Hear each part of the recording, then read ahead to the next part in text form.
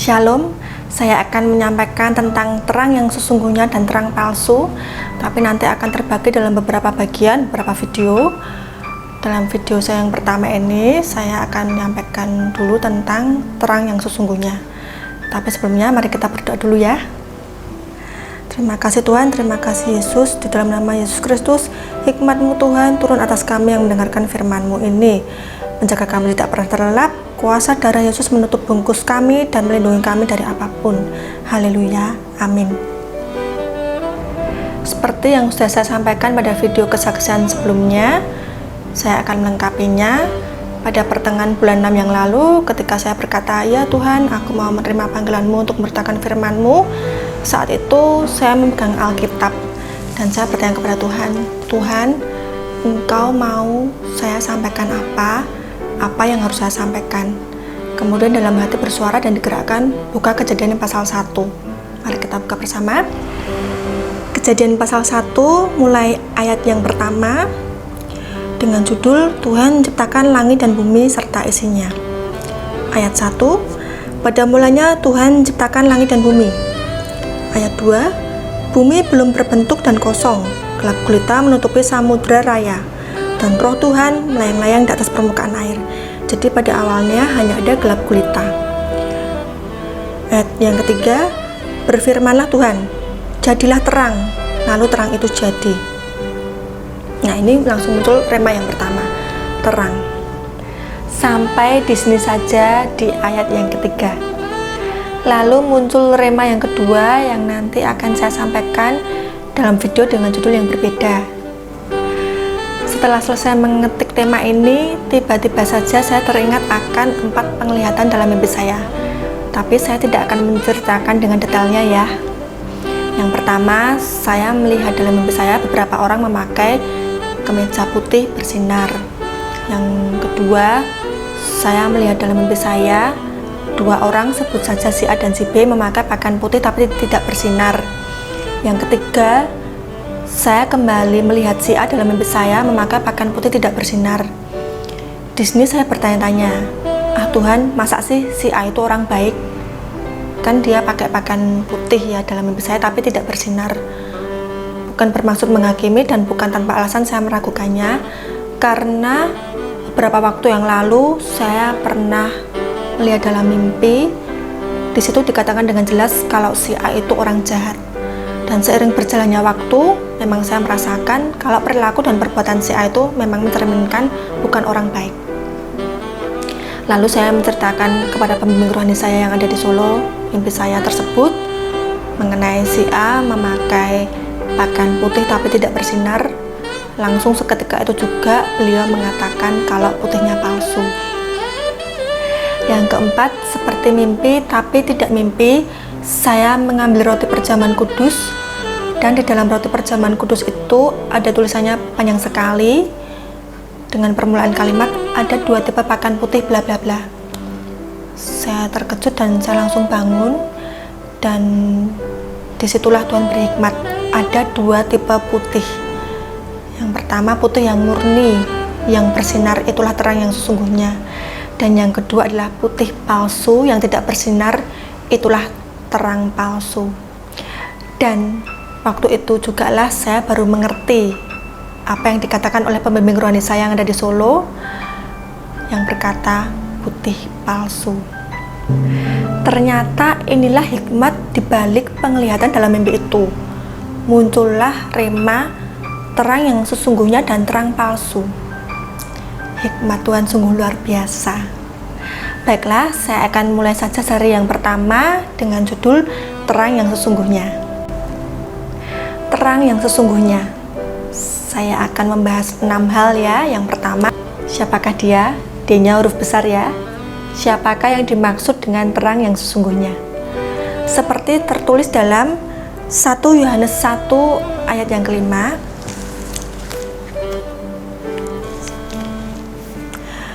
Demikian firman Tuhan, dan inilah berita yang telah kami dengar dari Dia dan yang kami sampaikan kepada kamu, Tuhan adalah terang dan di dalam Dia sama sekali tidak ada kegelapan. Kenapa Tuhan adalah terang? Karena Tuhan adalah juru selamat. seperti tertulis dalam Lukas pasal 2 ayat yang ke-11. Demikianlah firman Tuhan, hari ini telah lahir bagimu juru selamat, yaitu Kristus Tuhan di kota Daud. Jadi terang yang sesungguhnya adalah Tuhan Yesus Kristus sang juru selamat. Yang kedua, apa buahnya dari terang yang sesungguhnya? Dalam Efesus pasal yang ke-5 ayat yang ke-9,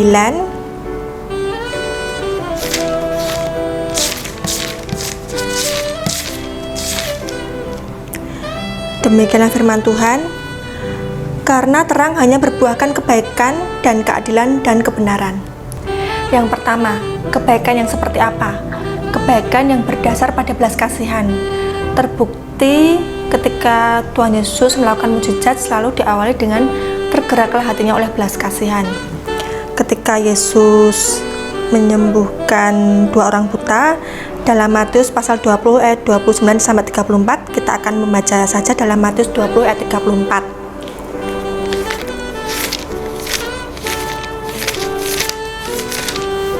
Demikianlah firman Tuhan, maka tergeraklah hati Yesus oleh belas kasihan, lalu ia menjamah mata mereka, dan seketika itu juga mereka melihat lalu mengikuti dia.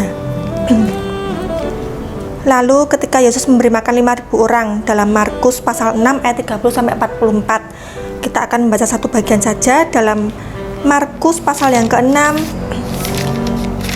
ayat yang ke-34.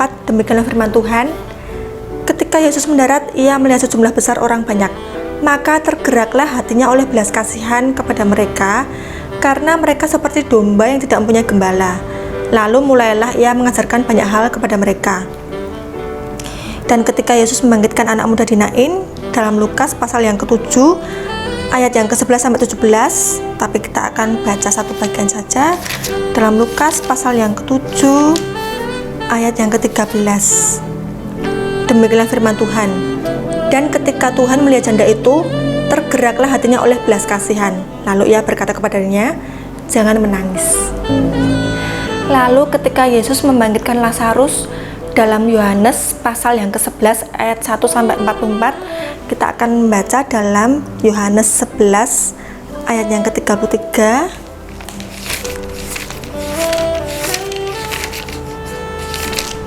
Demikianlah firman Tuhan, ketika Yesus melihat Maria menangis dan juga orang-orang Yahudi yang datang bersama-sama dia, maka masgullah hatinya. Ia sangat terharu dan berkata, dalam terjemahan literalnya, lalu ketika Yesus melihat ia sedang meratap dan orang-orang Yahudi yang datang bersamanya sedang meratap, dia mengerang dalam roh dan bersusah hati. Ketika Yesus melihat Maria menangis, meratap, Yesus pun sampai mengerang dalam roh dan bersusah hati. Nah, ketika melihat itu pun ada 2 respon. Yang pertama, respon yang baik. Orang-orang Yahudi mengakui betapa kasihnya, seperti tertulis dalam Yohanes pasal yang ke-11 ayat 36. Demikianlah firman Tuhan, kata orang-orang Yahudi, lihatlah betapa kasihnya kepadanya. Lalu respon yang kedua yang tidak baik, beberapa orang mengolok, tidak sanggupkah ia bertindak? Seperti tertulis dalam Yohanes pasal yang ke-11 ayat yang ke-37. Demikianlah firman Tuhan, tetapi beberapa orang diantaranya berkata, ia yang memelekkan mata orang buta, tidak sanggupkah ia bertindak sehingga orang ini tidak mati? Wah, yang kedua adalah keadilan. Dalam Mazmur pasal yang ke-11 ayat yang ke-7, demikianlah firman Tuhan, sebab Tuhan adalah adil dan ia mengasihi keadilan, orang yang tulus akan memandang wajahnya. Seperti salah satu perintah Tuhan yang tertulis dalam Alkitab, dalam Yeremia pasal yang ke-22 ayat yang ketiga.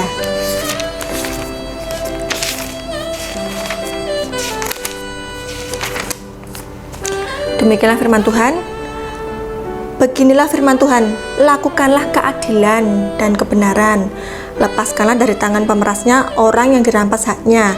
Janganlah engkau menindas dan janganlah engkau memperlakukan orang asing, yatim dan janda dengan keras, dan janganlah engkau menumpahkan darah orang yang tak bersalah di tempat ini. Lalu buah yang ketiga adalah kebenaran. Dalam Bilangan 23 ayat 19,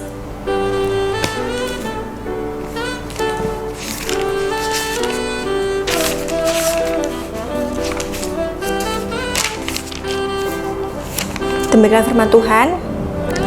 Tuhan bukanlah manusia sehingga ia berdusta, bukan anak manusia sehingga ia menyesal. Masakan ia berfirman dan tidak melakukannya, atau berbicara dan tidak menepatinya? Tuhan tidak berdusta, dalam Tuhan ada kebenaran. Yang berikutnya adalah kapan dia datang ke dunia. D-nya huruf besar ya. Dalam Yohanes pasal 3 ayat yang ke-19,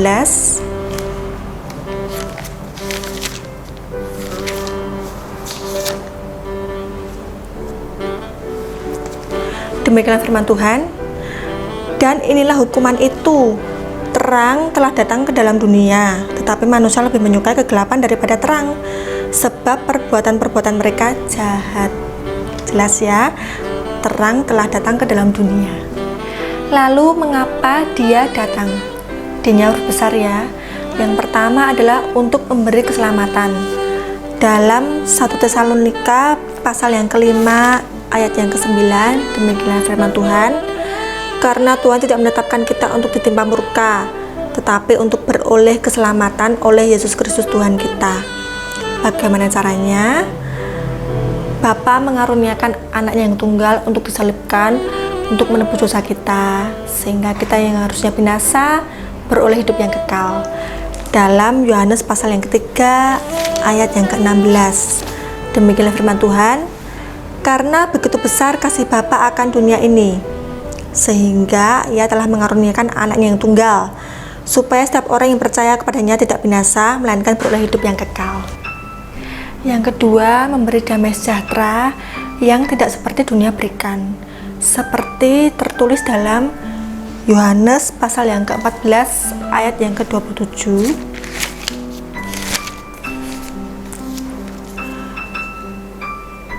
Demikian firman Tuhan. Damai sejahtera kutinggalkan bagimu, damai sejahteraku kuberikan kepadamu, dan apa yang kuberikan tidak seperti yang diberikan oleh dunia kepadamu. Janganlah gelisah dan gentar hatimu. Lalu yang ketiga adalah untuk memberkati, memberi kelimpahan. Dalam Yohanes pasal yang ke-10 ayat yang ke-10, demikian firman Tuhan. Pencuri datang hanya untuk mencuri dan membunuh dan membinasakan. Aku datang supaya mereka mempunyai hidup dan mempunyainya dalam segala kelimpahan. Tuhan Yesus datang untuk memberi keselamatan, memberi damai sejahtera yang tidak seperti dunia berikan, dan untuk memberkati, memberi kelimpahan. Lalu di mana tempatnya kelak bagi orang yang hidup dalam terang yang sesungguhnya? Dalam Yohanes 14 ayat 2,